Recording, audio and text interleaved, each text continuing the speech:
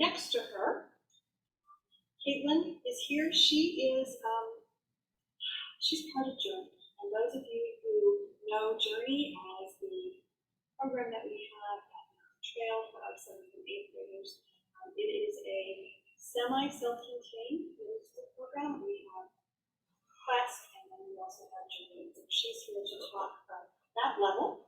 And then we drop down to Maggie, and Maggie is here. She works with our little ones, our 1st and 2nd grade comprehensive gifted students. She is at Mountain Trail. And then we have Bobby. Bobby has our 5th and 6th grade comprehensive gifted students, and she is at North Branch. And then we have Amy. And Amy works at Mercury Mine. She does content replacement. So she teaches our gifted learners at Mercury Mine in 4th, 5th, and 6th grade in reading and in math. So we have a range here for you, and we wanted to make sure that we had a variety of levels because these learners look different. The older they get and the younger they are. So here are the questions. Now we did send them these questions ahead of time, so we didn't want to catch them off guard. So they've had an opportunity to hear these.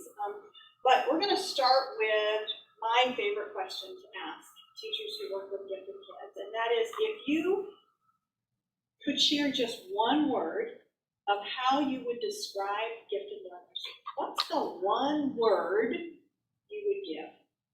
And you can go in any order you want, so whoever wants to go first and get their word out there. The word is fascinating because they're all so different from each other and they have such amazing thoughts and ideas, and I would just say fascinating. I would say creative in output, presentation, and their ability to get me off track. I would say unique. That's always the first word that comes to my brain when I think about the learners that I work with.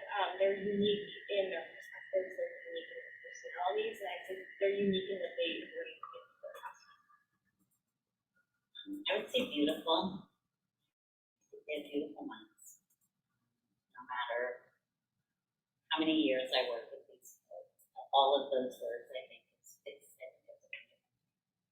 I would say passionate about all the things that, so depending on what they're into, they're very passionate about it and intent and detail about it and be all in it. So passionate. All right. Are we good? Just a little bit louder for those A little bit online louder. if we Okay, can. so we're going to grab a microphone, but until we get a microphone, we'll just talk a little bit louder. How's Thank that? you. Okay.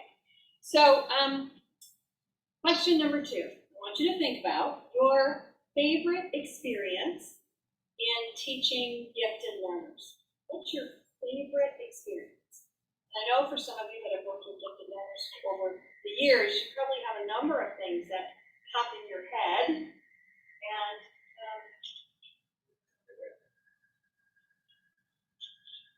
so, favorite experience. Well, immediately, you think it's a particular situation with the student or something that happened. It's the reaction on the teacher who gets, oh my gosh, how this is going, how this is working out, those kinds of things. It is a reaction of many things. It is the unexpected outcome, sometimes with things that are difficult. I mean, just briefly, because I could go on.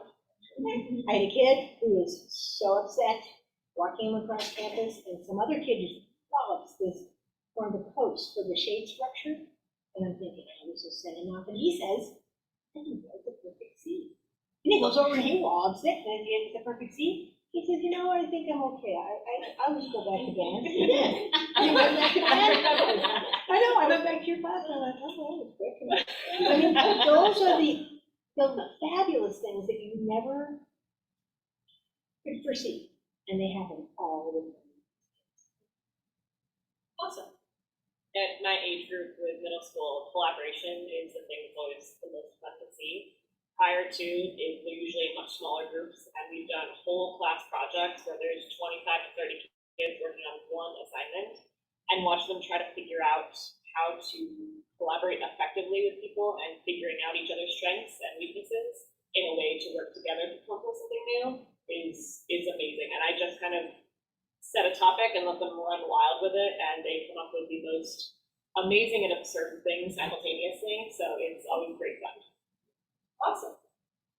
I would say at my grade level, I mean, I couldn't think of one specific thing. I can think of 1,000, things that you see throughout every day with those learners. The thing that I love the most is their passion for learning itself. I mean, I always tell them they're like fat cows. They want all the information that they can possibly get.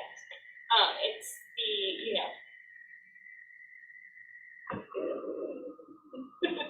We're just gonna scoot the camera closer. okay, yeah, it's, they have like a fierce curiosity, and they're the why kids. And so getting to see that and watching them get the information and make those connections, and their faces light up. I mean, they find new parts of little facets of things that they want to learn more about. And in my room, we do a lot of passion projects at a young grade level. That is so important for them, and they beam when they get to stand up there and share all the information that they came across themselves with their peers. Because they are passionate about things that you and I would probably not be passionate about. It feels so awkward just going around. Like all of you said, there's so many moments, but I think the best moments are when you see a child kind of have a change within themselves, because that's just so empowering for them. Whether it's them understanding themselves a little bit better as a learner, or whether it's seeing that trajectory, because I have them for 2 years, and I'm connected to the classroom for 2 years before. Sometimes you just watch a child and it's just almost magical what they've been able to do in that trajectory of time. As adults, I'm not so sure we're always great about what are we going to do to be better or to change, but these little humans that we're with every day that we push to do that, come to the plate to do that. And I think that's really, as a teacher, the most magical thing. So special. I agree with you, and I had two things to say, and one of them was that because of the way that my program works, I have them for 3 years, and so it's so fun for me to see them as fourth graders and then develop into these blossoming sixth graders on their way out to middle school. And the way that they enter into my classroom as fourth graders, and then how they come in as sixth graders just ready to go, and just that growth is amazing. But one of the things that I think about with experiences that I love to do with my gifted learners is almost sort of like a back to basics situation. I love to use really simple things like puzzles, or last year we played solitaire on Fridays, and I taught them all just very basic solitaire games, and just those really back to basic fun skills. These gifted learners they will eat it up in all those things, and I think it's fun to allow them that creativity on some of just some really simple tasks as well to be kids. Correct, exactly. I think that's sometimes how it goes. Well, and it's fun because we get to see the academic side of them, that cognitive ability that they bring to the table, but we also get to see the developmental side of them. That child that is still trying to figure all this out and still trying to deal with the emotions of middle school, or of being ready to go to middle school, or handling all of the growth that has to take place. And so giving them that opportunity is fun, and getting to see both of those pieces. So let's shift a little bit. What do you see as the greatest challenge that the gifted learners face at the level that you work with? What's the biggest challenge that they have to tackle? So for me, for 7th and 8th grade, a lot of things have been directed up until 6th grade, but then you get into 7th and 8th grade, you're looking at high school, you're on your own. And my kids, the challenge for them is to find that good solid base of who they are and what works for them. And it takes a lot of trial and error and patient teachers to allow that to be discovered, but the payoff is tremendous. I've had the good fortune to taught at junior high school, so I have a really good idea of where they're going, what they need to do. But it is to find out what works for them, because they've heard about everybody else, or they see everybody else doing something, what works for them, and what's their solid, non-negotiable base that works for them. That's the challenge. For me, in 7th and 8th grade, we're getting them ready for high school and we're transitioning, and it's at this age level that students realize that being gifted might not be enough. They have to be good students. They have to learn how to be successful in a more traditional classroom than maybe what they've had before. Some of my kids are coming from really small groups and they're in the classroom with 29 other kids. It's about self-advocating. It's about learning what you need from your teachers and how to ask for it. But with that, we talk about the competitive programs in high school like CREST or the DAPS program that a lot of my kids are interested in.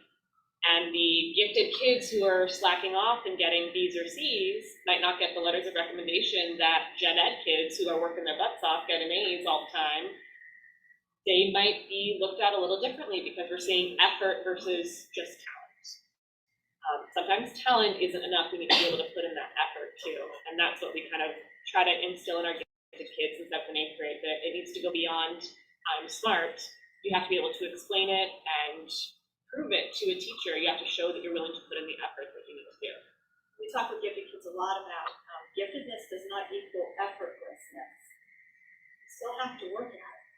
You still have to put the time in. You still have to put the energy into what you're doing. And for some kids, that's a hard lesson because many times for them, everything has gone real easily. And there are often times where I'll say, well, how did you learn this?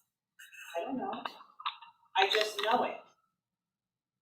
They're telling the truth. They're not really sure how they learned it. They do just know it, but they have to learn how to persevere. And when we talk about perseverance, that issue comes in of, well, how do I learn to persevere? By having to persevere. So there are times where I know, particularly in middle school, they are offered challenges that we know they are going to struggle with, because they have to learn how to persevere, how to move forward. And that's tough. Maggie, what about a 1st or 2nd grader? So at the 1st and 2nd grade level, I would say the biggest thing is just kind of understanding how their brain works. A lot of these kids, the biggest struggle is with asynchronous development. Their cognitive self is so far ahead of their social self, their physical self, that sometimes they have these big ideas and these big thoughts.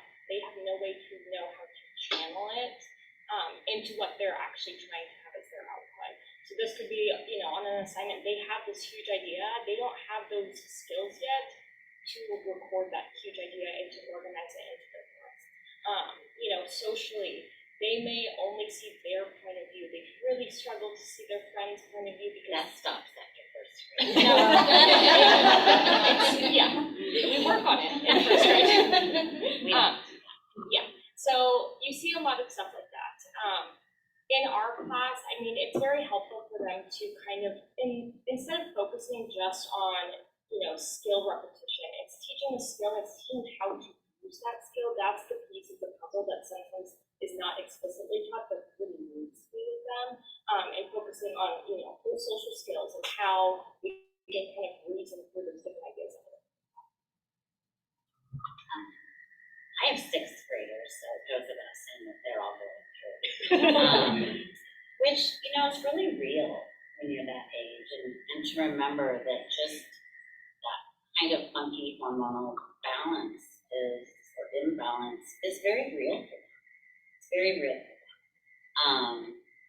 And, they sometimes just don't feel like themselves and feel off. So just as little humans, you have that piece. And of course that intensity and over-the-top feelings they all have anyway.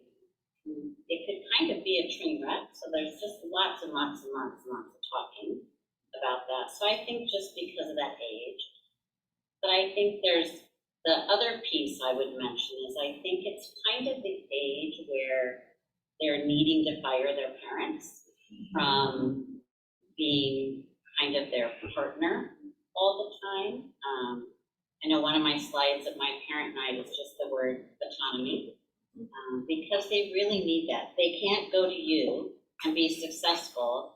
And as you mentioned, if they are really led by me every step of the way. So I always view that being the biggest challenge at this age, to really build that with them. What does it really mean to be an autonomous learner or an autonomous person? And what might that look like at school? What might that look like at home? And I think that's the biggest gift we can give our children in that transitional age before they go to middle school and high school. Probably one of the biggest shifts I've seen in education in the 4 decades I've been doing this, right? I've been doing this a while, is that just they need to have that autonomy. And I feel like I have to be a part of that role in helping them and helping their parents get there too. So I'm gonna shift over and say maybe relationships with peers would be an area or challenge. My grade levels, 4th, 5th, and 6th grade, up until they get to me with content replacement, they're in classrooms where maybe they're not quite sure how they fit in there and where they fit, because cognitively they may be so far advanced from the rest of the classroom, but then maybe not socially, as was mentioned before.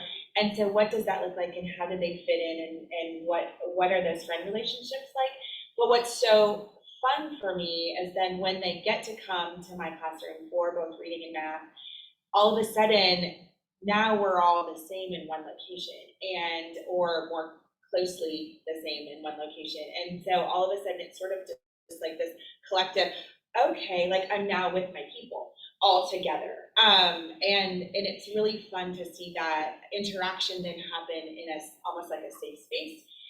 So I think that navigating sort of relationships with peers at this age, my ages of 9 to 12 is Okay. So, we're gonna start the next question with you. okay. Just warning you, just warning you. So, if you could share a word of wisdom or information with your gifted learners, what would you tell them? What do you wish all gifted kids knew about themselves? What do you wish they knew about themselves?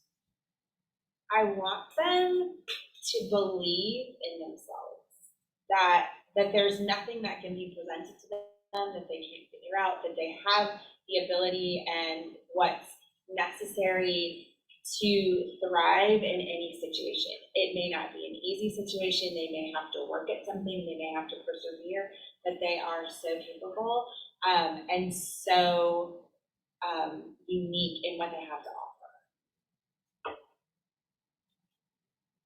I want them to know that whatever message has been sent to them by others, possibly, or by themselves, that is a deficit or something negative, for them to understand how that might really be a strength. They just haven't used it in that way or seen it that way. So someone who's really outspoken, or a child who's defiant, to help them understand that, I always tell them, just turn it over. What's it look like in a positive sense? Because sometimes those traits that are so strong in them, we're not going to make them go away. So if we can help them learn how to use them for good versus evil, I think that's a great thing. And the other piece I would just say is that self-talk. How would you talk to a friend who just did poorly on that assignment? How would you talk to someone you really love about that? And if you can't talk to yourself that way, not a problem. You have to work on that. I would say that many gifted learners have a different perspective to take on things, and yes, when they're in a safe environment, a lot of the times they feel really comfortable to share that. And oftentimes when they're not in that environment, they tend to close themselves off for how their thinking would differ from the rest of the group. So just the importance of their voice, and they have it, and they should use it. And they have a lot of important things that could be added. Bear with me. I do think gifted kids are capable, but I also want them to worry about reality.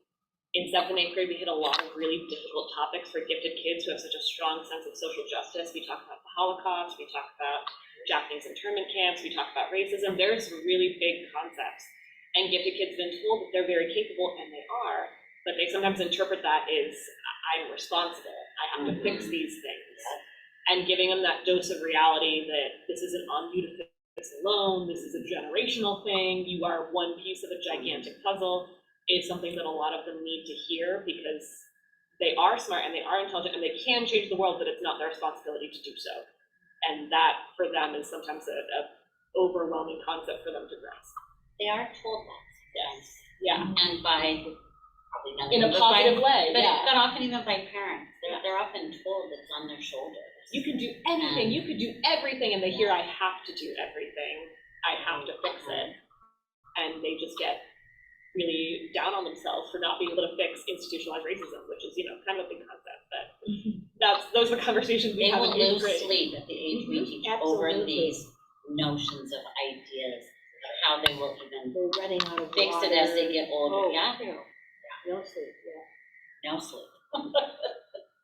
So mine would be, and I've had to explain this to parents more than I've had to with kids, but more parents, that this child is the best version of themselves. I have had parents come to me and say, we go to some holiday thing, some family thing, whatever, nobody there is like my kid. Nobody wants to talk about, the Russian Revolution or whatever is going on in their mind, and they're just such an odd duck. And so you can plan in advance and make sure they have topics to talk about at the next Thanksgiving or whatever, turn that one around. But these kids are the best versions of themselves. And recently I had to go to a funeral, and one of the students that I work with, the parent, because I've actually the parent of the student, I had told this mother and father this, and they stopped wringing their hands. It's like, oh, it's the best. And this kid went from typically not being able to get up in front of anybody and gave a eulogy to his grandfather. It was quite remarkable. But the mom said to me, everything changed when you said he's the best version of himself. And I just said that many times. I know it. So, let's talk to mom and dad for just a minute. We know what we want the kids to hear. We know what we see in the classrooms. We know that we know what we need to do. Oftentimes I tell teachers the hardest part of being a teacher with gifted kids is going to get out of their way and let them go. Because we want to support, they start to struggle and we want to help. We just have to get out of their way. But if you had the ability to share with gifted parents, what do you want, what do you think parents need to know about how gifted learners handle both academic challenges as well as that foundational skill development, that social emotional skill development? How do they handle those things? What do you want parents to know about that? How do they address those things? We have everyone here has had that gifted child who is not being academically successful. And so often we connect giftedness and academics together, and those are not necessarily connected. So what would you tell parents? What would you tell parents? I like to tell parents,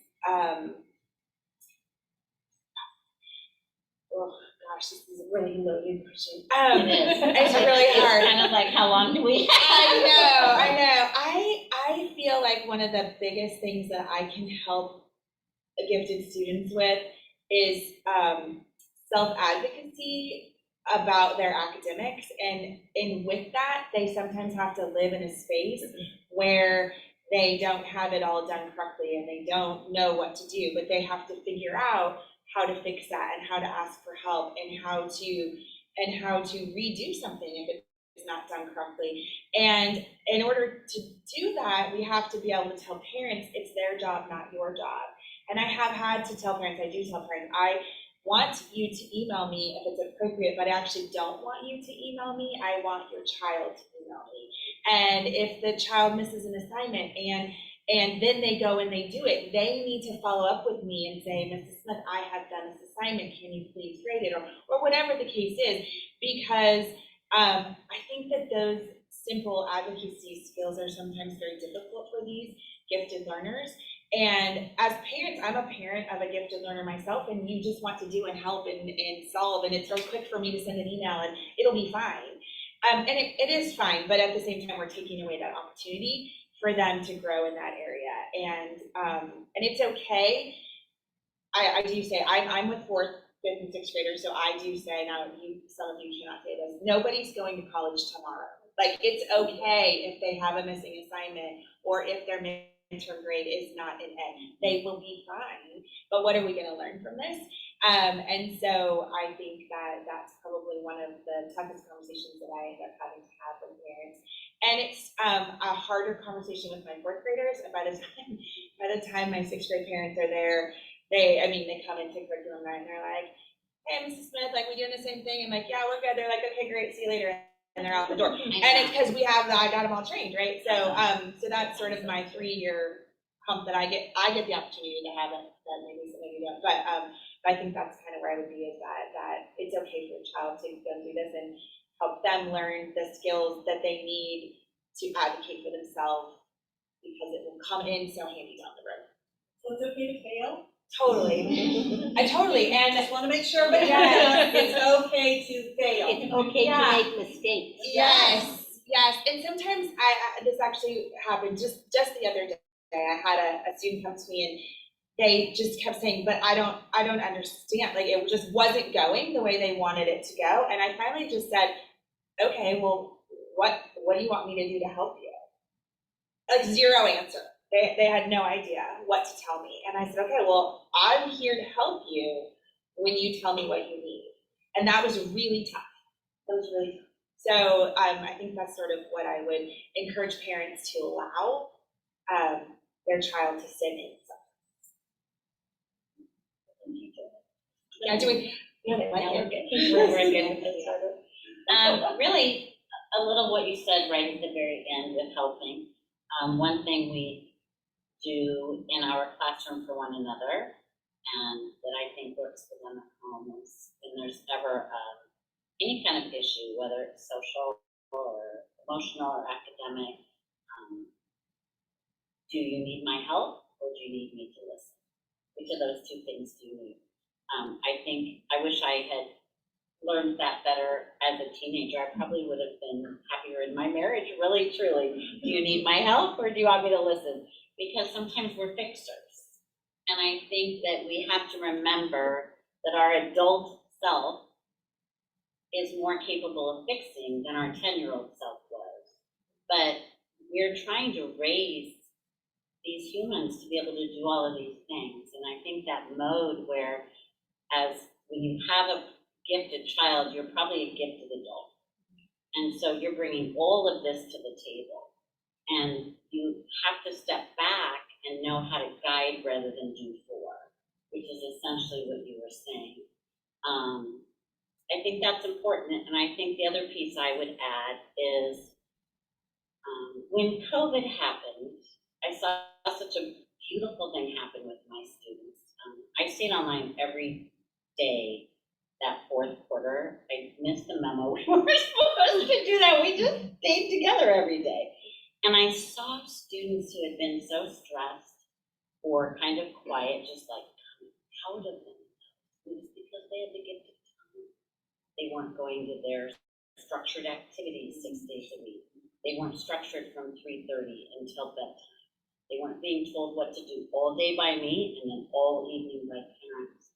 And I know I'm older than many of you, but the amount of unstructured time I had to grow as a human, and that I allowed my own children, because it was the model I had, it was amazing watching these kids. Amazing. I had one little boy who wasn't doing some of those things. And I said, tell me about you not doing some of your work, and you always have. And he had high school siblings who had not wanted to have anything to do with him in so long, they wanted to play. He said, well, as soon as we get offline, they had a thing where his sister had a hose on the trampoline and they were jumping. And I thought, I still get goosebumps. I'm like, that was so much more valuable than the kind of things we were doing. So I think what I would say is, how structured are your kids? And I get it. The statistics say, keep them busy, keep them busy. It'll keep them not doing this or not doing this nefarious thing. But they have to just be. They need to just be sometimes. So that's what I would say. Take away from the activities. They'll save money too. They all cost so much money.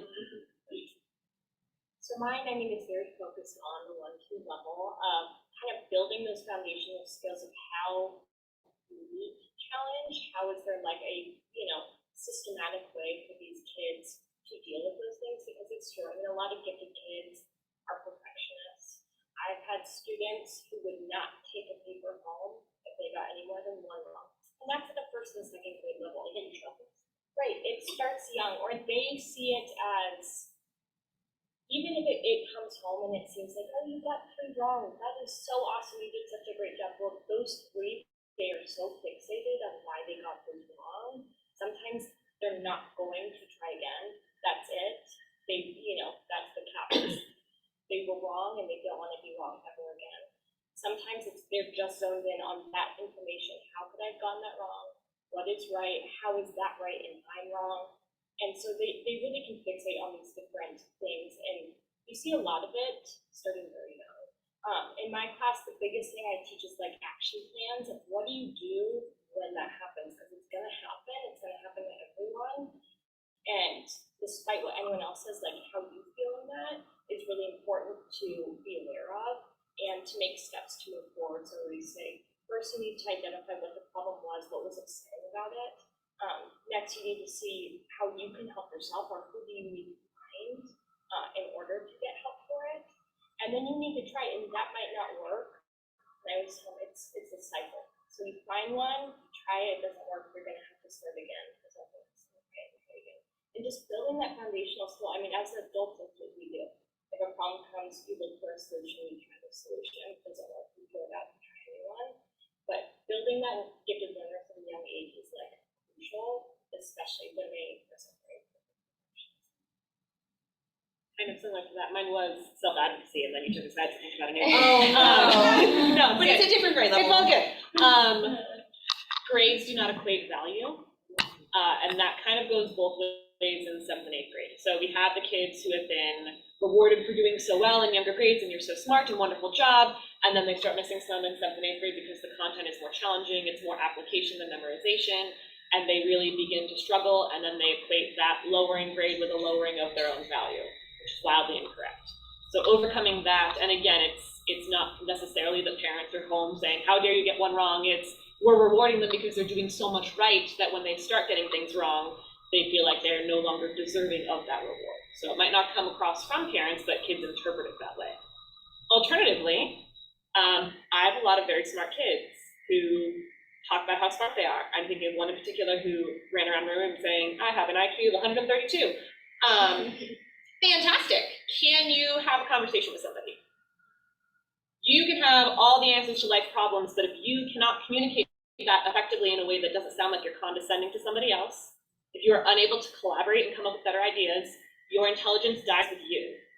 That's it. It can't get beyond you, and the only value that we have as intelligence and how much we can share with others, how much we can put out into the world. So you can be a straight A student, that's fantastic. I will likely have more respect for the B student who I see putting in super hard effort, working with their group members, trying a lot harder, overcoming adversity than I have for the kid who's coasting on his A's. So grades don't mean value in my class. And I would like to say that, and when I'm dealing with parents and they're looking in the future, they're looking out, I have parents say to me, this kid's gonna end up living with me for the rest of his life because, look how weird he is, and, all these kinds of things. And sometimes that may be true. Yeah. Thinking of a particular kid who said, I have an IQ of 132. You're like, oh. But these kids turn out and do the most amazing things. I can remember this one kid that I had that dad said, it's nothing but video games with him. It just drives me crazy. And so I bump into this dad at somebody's retirement party or something, and he tells me the kid does like unblocking veins and arteries and stuff, and you do it by the game controller kind of thing, and it goes in and unblocks all this, and he just loves it. This is what he does. And he said, you know, how did I ever know there would be anything like a video game that would save people's lives? You know, I mean, it's kind of good. There's just tons of hope. I have some kids. I have one kid turn out to be a prosecuting attorney, a girl. I mean, really. I mean, argumentative and stuff. I used to go in that direction. One turned out to be a journalist. I mean, they do the most interesting things. Many of them start their own businesses, have their own editor company, but they have to have people work for them to do, because they're so big brain, they've got to have people do systems and logistics and that kind of stuff. I tell parents, I have so many stories, because people still send me cards at the holidays and all this stuff that, or I run into somebody at a funeral or whatever. I hear about them, and I hear that you're worried now, because right now, this person at this maturity level seems like, what are they going to do? Get ready. It is going to be quite an exciting future. I want to go back and just talk for a minute about what Maggie said. When we think about these kids and the perfectionism that they oftentimes bring to the table, and I've had parents say, well, I didn't teach them that. We're not saying you taught them that. We're saying that it is something that they bring to the table. And an example that I've shared with families before is we were doing a parent presentation, and in the parent presentation, I shared about the fact that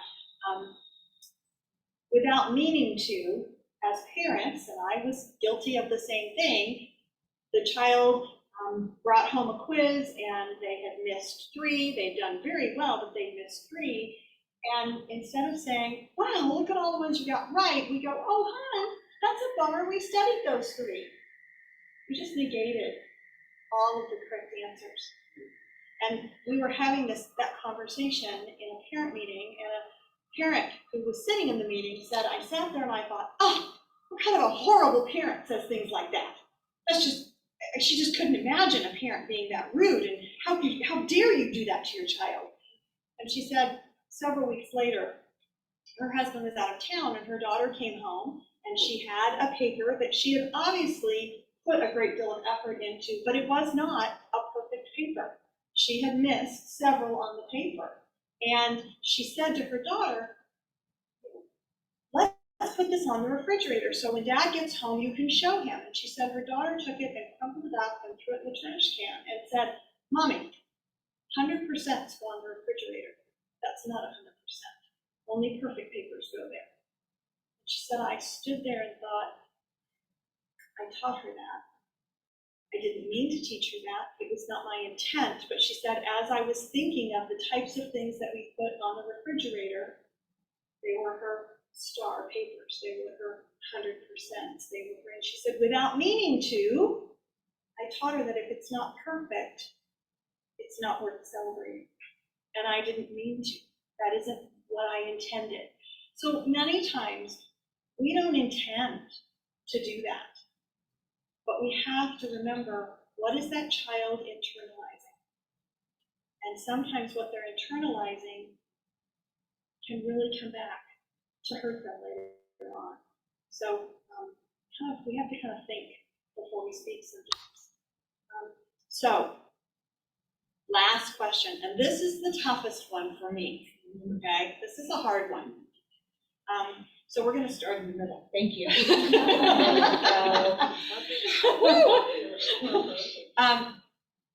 So share your perspective on how you motivate a gifted learner. I will say, once again, talking at the 1-2 level, it does vary, of course, a lot than the older kids. The biggest thing is reasoning with them. They want to understand why they are doing what they're doing. What's the big picture that you're trying to, put this little puzzle piece into? Because sometimes it's not a preferred task. They don't necessarily care about the one little facet that you are teaching. But if you show them how that little facet makes a big difference long-term in something that they are interested in, it can make a world of difference in motivating them to try their best at that. Same thing goes with bringing in their interests. So I try to really connect those two ideas in my classroom. Like if we are doing something that might not be a preferred task for many, and we're learning about math skills for sure. Okay. I will teach math skills for 2 weeks, and then I will have a larger project that we are actually using maps to do something in our world that matters for us. And we did like a big scavenger hunt around the school. But connecting those two ideas can be really motivating. It gives them something to apply it to help make sense of it in their brains. So, I'll leave it at that. I jumped off first because it was similar. In 7th and 8th grade at Journey, we have this phrase called creativity with a purpose. Meaning they can be creative, but there has to be some sort of academic value to it. So yes, we have to write a paper, but if what I'm looking for in the paper is about grammar and sentence structure and vocabulary, you can write about whatever you want.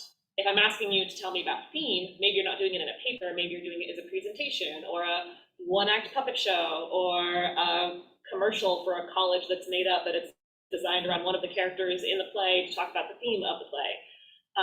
So we go with creativity with a purpose, and I'm very transparent with the kids when I give them rubrics on projects. Here are the standards that we're covering for this particular project. This is why you need to know it. Here's the value in what we're doing. Here's all the ways you could do this or demonstrate it. So that's always my thing is, yes, you can be creative, but we're not just drawing a picture for fun. You have to draw a picture with a purpose.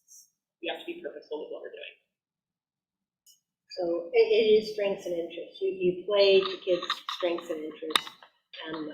So much so that I will, there's some sort of discord or whatever with the parents, whatever, I try to find out what their strengths and interests are and how if they're anything to do with like the kid or anything trying to get those together. One of the most interesting things I've seen this past year was that I have future engineers, and so everything's black and white. It's got to be a mathematical formula, scientifically proven or whatever. And there was some negative attitudes in the hallway. Oh, we're going to go Shakespeare. Who could understand that? And all this kind of stuff. And I'm thinking, oh yeah, well, we're doing it. There's no deciding what else we're going to do here. And I'm thinking, how are you going to sell this to a bunch of engineers? You did. You had them. Well, you broke it up enough, and people did they were able to play the parts and that sort of thing. But you made it come alive so much so that when you told them, well, we're going to do another Shakespeare, they cheered. And I went, the same group that was in the hallway, I tell her, you're still selling this. I just keep going and hope it doesn't stop. I know, but to see them think they have no use for something and then go back and say, never mind, that's the best. Really. That's fun. It's so fun to listen to the other teachers. And I feel like, gosh, I wish we could all just be like in a little building together, because it is. Really everything you said, making it authentic and making it relevant for them is huge. I would add just the piece of, gifted kids really love to be taught, like the tenets of cognition, and to understand all of those things and how it works, and learn who they are as learners. Because I think sometimes, obviously getting to the point they can make choices that the independent project they're doing, they have to have a digital component and a written component, and they get to make all of those choices. But to get there, they kind of have to understand themselves as learners and talk about that as a group, because we don't all learn the same way. And it's much bigger than, a multiple intelligence test that were big in the 80s. Been debunked anyway, but just for them to really personally understand how they take in information, how they relay information, and really understand what their strengths are, because they're going to have to lean into that as learners the rest of their lives. I think because they've always been told they're so smart, and if they've been in classrooms around typical peers, they haven't had to even think of themselves as a learner. That when we put them in the groups we do, where they're all and more similar, they're with their peeps, that's just something of value to them. I I've loved every single one of these answers. And I think it sort of was alluded to, but I'm gonna jump in a little more heavily on the word choice. And saying, we're doing this, but you can have a choice of how we're doing it. Some of what we have to teach is non-negotiable, but the way that we teach it can be, and the way that we can assess it can be. And when you have an unmotivated, gifted learner, allowing them a piece of that puzzle is very, very helpful.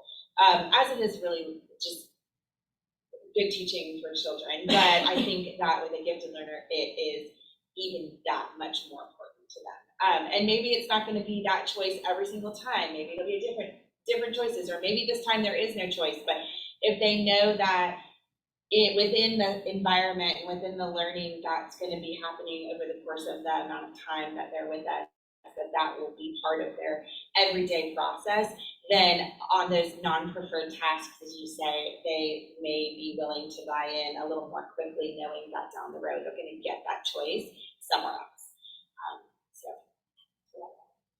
We do talk in gifted education a lot about voice and choice, giving them that opportunity to hear their voice and have those choices whenever possible to allow them. And yes, unfortunately, there are non-negotiables.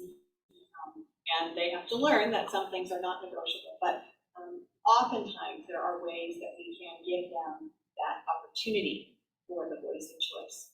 So now we get to the question part.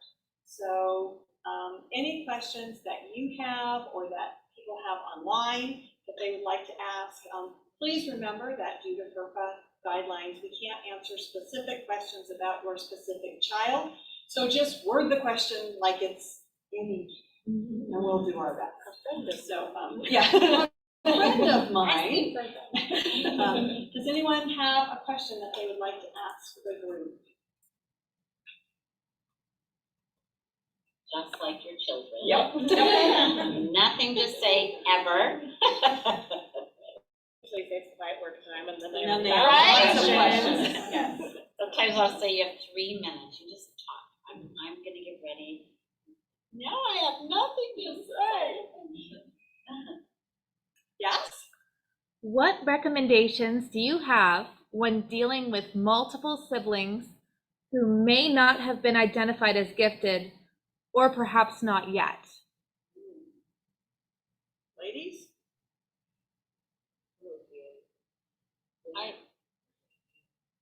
That I think is so hard because we do have the label. Clarifying when one sibling is I was gifted. gonna say what's that, I wanted a little more information. The one is gifted and others are not, and how do you handle that? They're not Yes, identified. or not identified Right, yet. yeah. Maybe they're younger and what have you. I think this isn't a very popular opinion in this setting, but at least with my own children, I mean, I used to tell them just a drop in the bucket. I mean, if you do the math of the top 3% of 8 billion, still a whole lot of people you're dropping the bucket, and it's not the most important thing about it. I think just that attitude in your home really matters. That's not everything about it at all. It is one tiny little label that the label weren't there. I tell my own students in my classroom, if you have to tell someone you're gifted, doing something wrong. That's just, it should not be anything you ever lead them. Even when you have an adult that says, I'm immense or I'm this, why would you ever need to share that unless it's on a resume? And so I think it's a home attitude of, yeah, he did. He took a test and it said he was in that category. That's all. That's really all it is. Sometimes they'll say, oh, my child's gifted, and I'll say, okay, and like what? Yeah. Okay, why? Do we need this information, or what do you want me to do with that information? And I will ask, can they throw a ball? Can they ride a bike? Can they follow a recipe? Do they know how to cook? There's all of these other things besides that area that we can develop in our homes and with our children. And then little things like, hey, we're gonna go to the grocery store. We're all gonna make this list. We're all gonna make a budget. We're all gonna find out. We're gonna put some of those learning activities in and including all of the children. Why do some have to be excluded and others not? We're all doing it. I don't know. I think sometimes that Simba, I always call this Simba effect. You know, my child's gifted, and it's children shouldn't be here.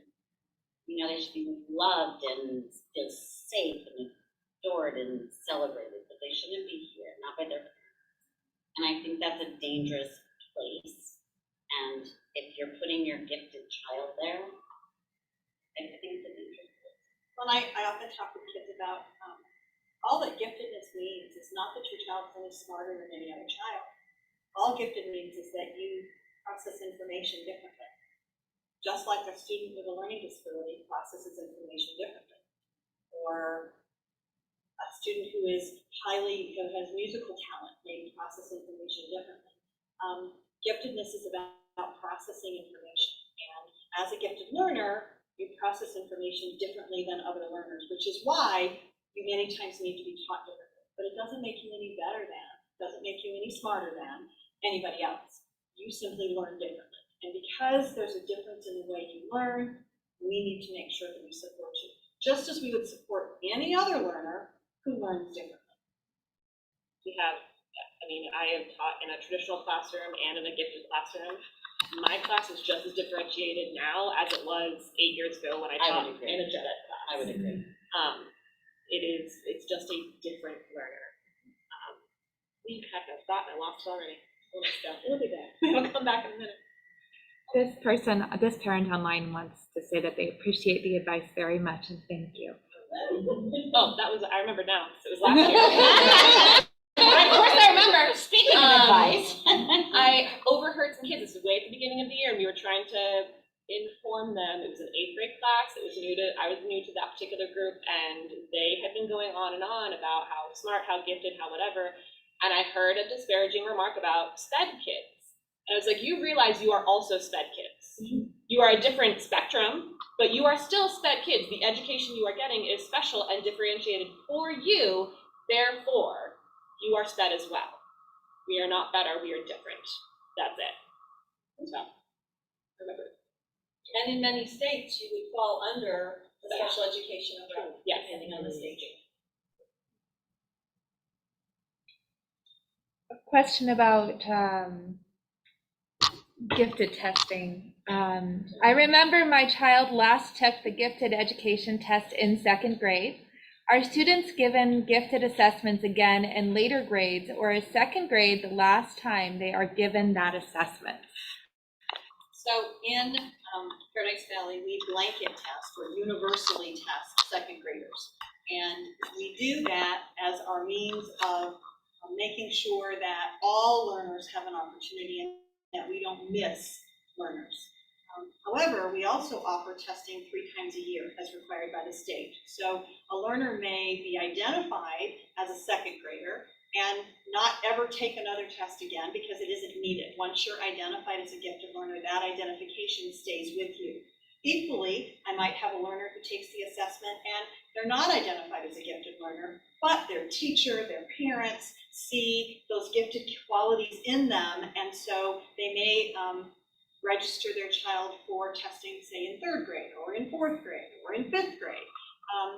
And so they do have that opportunity to retest, but once you've been identified as a gifted learner, it is not necessary that you retest year after year to maintain that gifted identification. Once you're gifted identified, it stays with the learner. Yes. Another thing. Yeah, go ahead. Going off of that, so say a kid was tested in preschool age. Is there any benefit, they were tested as gifted, they tested qualified, their age ticket, is there any reason they should ever be retested? So the only time that we would retest a learner is, let's say that a child was identified in preschool, and because of the type of testing that was done in preschool, perhaps they identified in one area. So perhaps they identified with a verbal indicator. But as parents and teachers are saying, they really need to be in the comprehensive gifted program, but they don't have the other 2 identifiers. In that instance, we would retest to say, say, okay, we need to look to see, do we need them in the comprehensive gifted program, or no, cluster is perfect for them. So that would be the only time that I would say we would need to look at retest. Oh, yes? So, question about